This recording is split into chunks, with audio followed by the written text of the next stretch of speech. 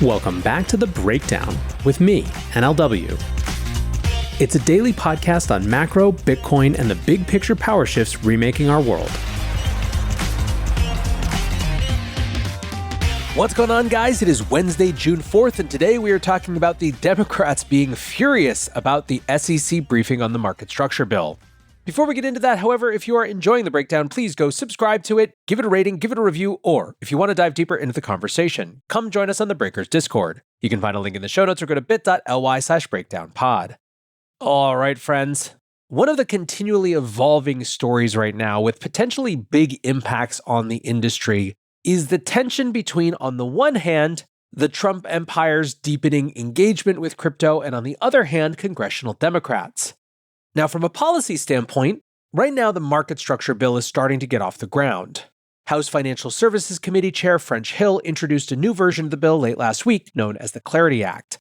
We'll walk through the key changes in greater detail later this week as opinions in the crypto legal community are still forming.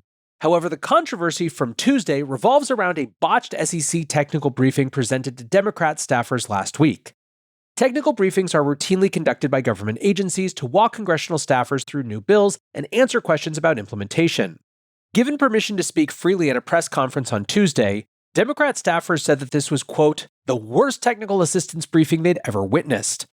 These briefings are usually conducted by subject matter experts from the agency to ensure they can provide in-depth answers. The staffers said that a member of the Crypto Task Force, Legislative Affairs staff, and someone from the Office of General Counsel were on the call. One aide said that this was a, quote, stark departure from how the agency has ever worked with respect to written technical assistance. This is supposed to be completely apolitical. When a reporter asked whether the SEC was deliberately obstructing knowledgeable staffers or merely incompetent, one Democrat aide said it was hard to know. They added, some of it did feel like they just didn't understand some of the basic questions. The aide said that the SEC had shared supposedly privileged information on a call with Republicans, commenting, that made it feel like they were trying to hide the ball. Now, this could all be another part of anti-crypto Democrats' plans to delay the bill and run out the clock on this session of Congress.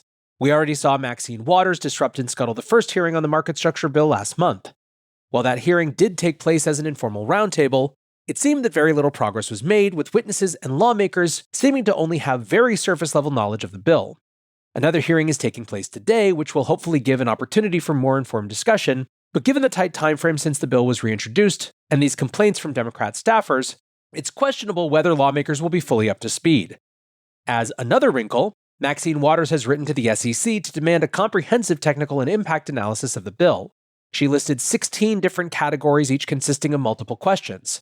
Waters wrote that, given the significant implications this bill would have on the regulatory landscape for digital assets, a current and thorough analysis from the Commission is needed for informed policymaking.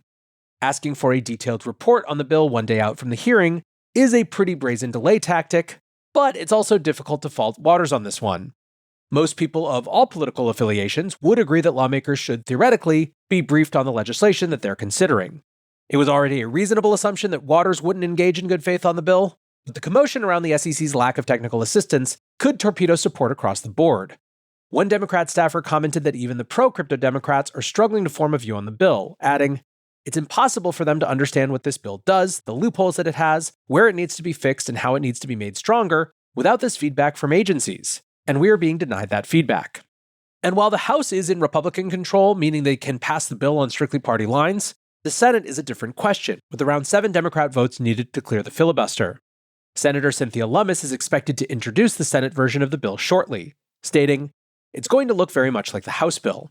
Speaking with Politico, Lummis added, we want to be bipartisan and bicameral. We'll probably tweak it a smidge and run it by Senator Gillibrand and see if we can introduce it on a bipartisan basis over here. Now, to some, this might seem like an odd comment considering how these bills have developed. In previous years, Lummis and Gillibrand seemed to be working together across party lines on their Senate crypto bills. Now, just reading the text of that quote, it sort of feels like Lummis is implying that consultation with Senate Democrats is just starting and is overall a bit of an afterthought. But again, there could be more to the story that isn't coming through in the brief quotes, and maybe this is just how Washington operates.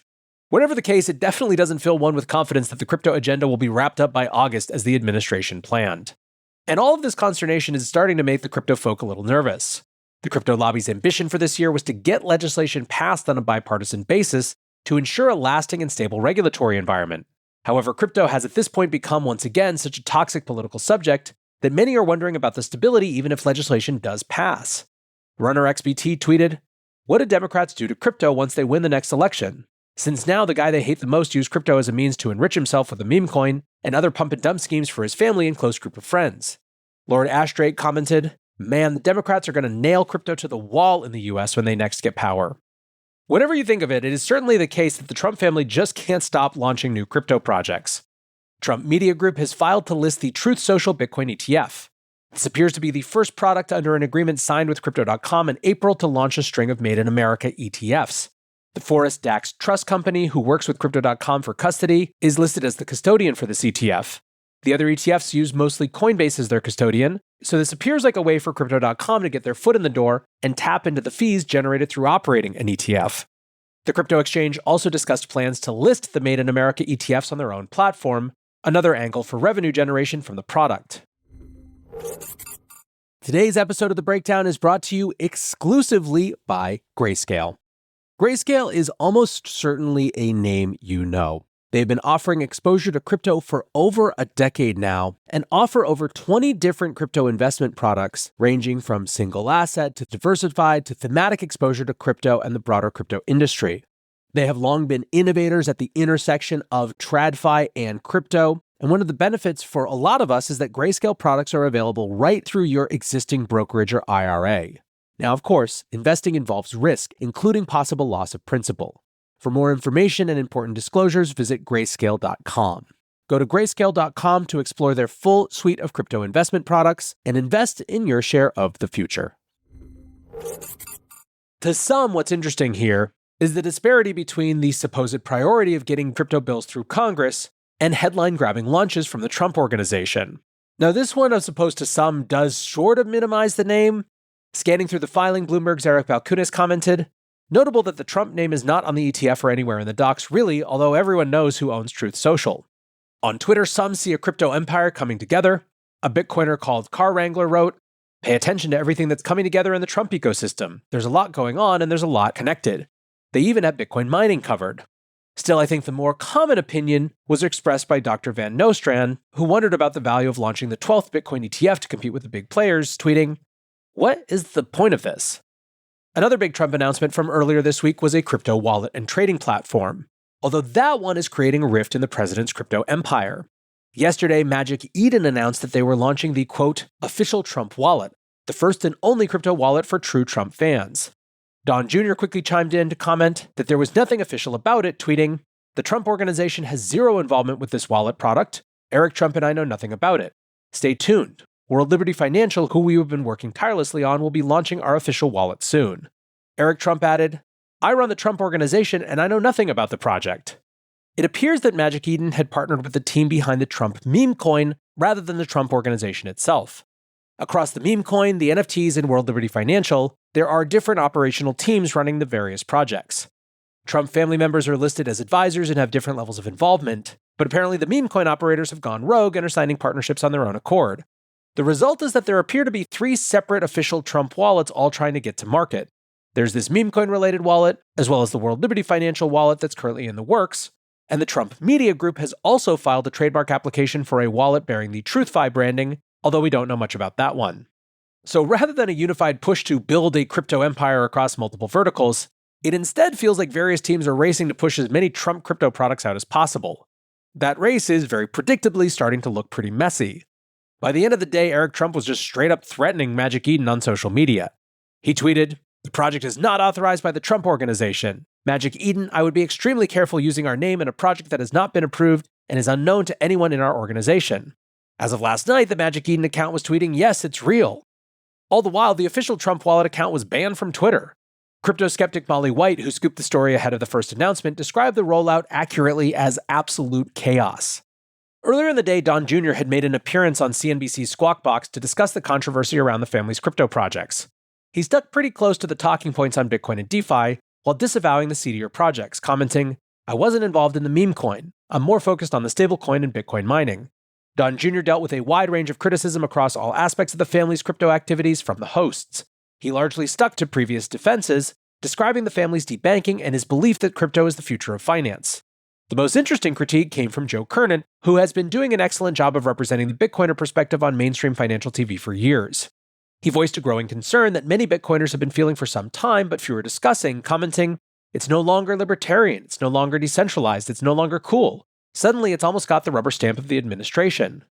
Kernan was referring to the front page of the Wall Street Journal, which declared, "Bitcoin goes all in on MAGA, shedding its anti-government slant."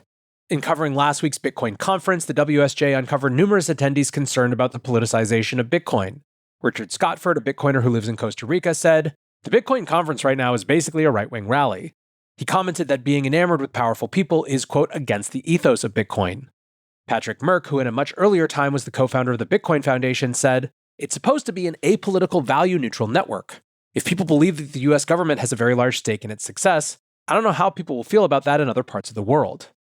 Dan Moorhead, the CEO of Pantera Capital, was a little bit more clear-eyed about the real politics of the moment, commenting, "As much as the early adherents to Bitcoin were libertarians that imagined it could exist in its own world, we do live in the real world. And the real world has regulators and the government will be involved."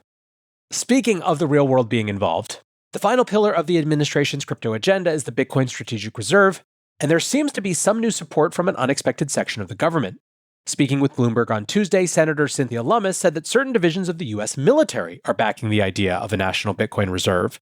She said, "There are generals, especially in Southeast Asia, who believe it's important to have a strategic Bitcoin stockpile because we're doing an economic war with China, and we have to prepare for a guns and bullets war. But we need both. All we need to do is look to the leadership of the current US military to find support for a strategic Bitcoin reserve." The comment was referencing remarks from JP Morgan CEO Jamie Dimon at the Reagan National Economic Forum on Friday. Speaking about the trade war and escalating tensions with China, Dimon noted that cornering global industries like electric cars and solar panels is, quote, the stuff of war if you read all of history. While Dimon acknowledged the US is already in the midst of an economic war, he was focused on preparing for kinetic warfare. Dimon said, "We know what constitutes national security. We shouldn't be stockpiling Bitcoin, we should be stockpiling bullets." Both Lummis and Dimon were representing the opinions of military brass, implying there might be a diversity of opinion in the ranks. But Lummis is now putting military support for the policy front and center rather than leading with an economic argument. This has been a core part of Luke Gromen's thesis for years, that the military recognizes the need to sacrifice the dollar's reserve status in order to weaken the currency and rebuild the domestic manufacturing base. Way back in 2022, Gromen tweeted, "I'm not calling for the demise of the US. To the contrary, the US must change the structure of the post-$71 reserve status to something with a neutral reserve asset like gold or Bitcoin to prevent the demise of the US. Many in the US Department of Defense understand this, but few on Wall Street do." Lummis commented, "This is about national security in a digital age." So, continues to be interesting times out of Washington. For now, that is going to do it for today's breakdown. Appreciate you listening as always, and until next time, be safe and take care of each other. Peace.